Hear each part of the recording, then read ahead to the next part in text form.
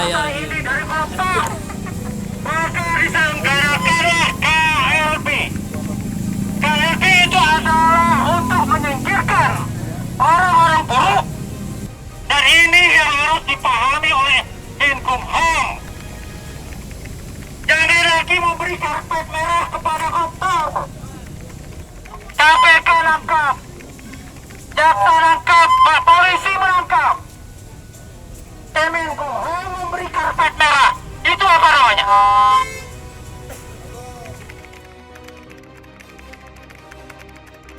Dan kita meminta untuk pertama sekali dicabut SK yang sudah dikeluarkan, yang itu berpotensi membuat keributan dan membuat konflik di Aceh.